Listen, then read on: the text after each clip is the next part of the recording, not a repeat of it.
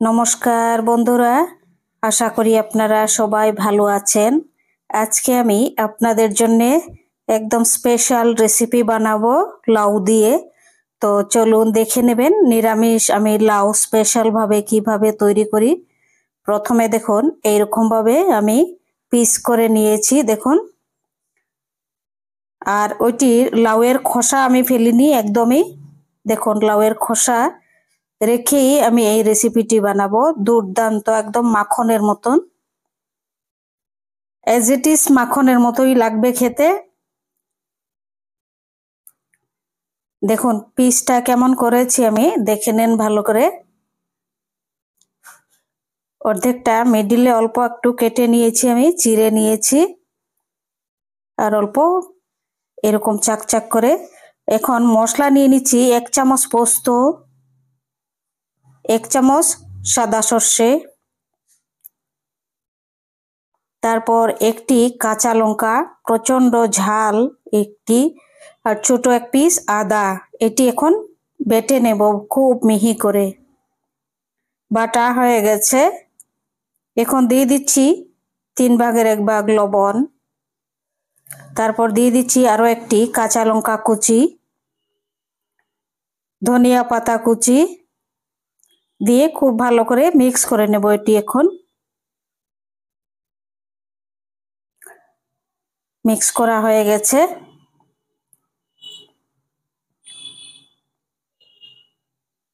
এখন দিয়ে দিচ্ছি আধা কাপ চাউল বাটা,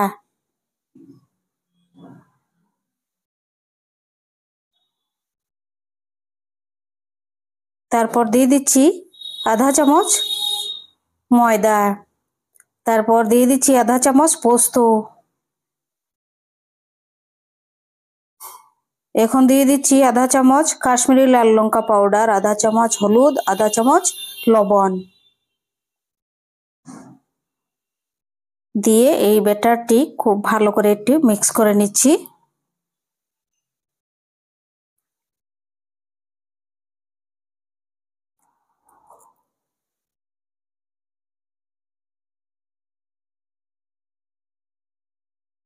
লাউয়ের খোসা না ফেলেই আমি বানিয়ে নিচ্ছি দেখুন। এই যে এইখানটায় আমি এই মশলাগুলো পোস্ত বাটা, সর্ষে বাটা, আদা বাটা, কাঁচা লঙ্কা বাটা, ধনিয়া পাতা কুচি দিয়ে দিচ্ছি।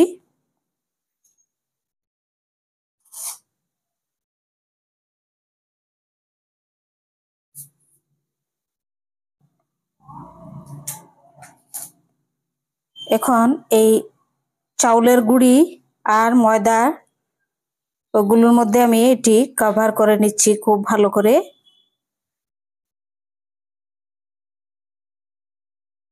এইরকম আপনারা বানিয়ে খাবেন, সত্যি বলছি এটা একদম মানে এজ ইট ইজ মাখনের মতো। আর লাউয়ের খোসা ফেলবেন না, যদি কচি থাকে লাউয়ের খোসা না ফেলেই এরকম বানাবেন।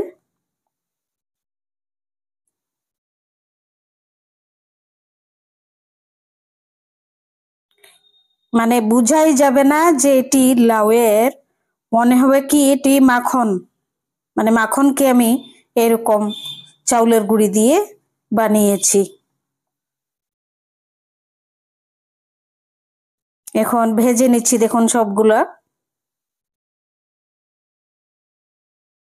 সাদা তেল নিয়েছি আমি, সাদা তেলের মধ্যে 3 চামচ সাদা তেল দিয়েছি, বেশি তেলও লাগবে না। দেখুন অনেকটা হয়েছে। এবার এটি একটি পাশ উল্টে দিচ্ছি, একটু পরপর এরকম পাল্টে পাল্টে দিলে হবে কি দুর্দান্ত হবে, একদম মোচমোচে প্লাস মাখনের মতো। এটি হয়ে গেছে, নামিয়ে নিচ্ছি। সাংঘাতিক মোচমোচে হয়েছে।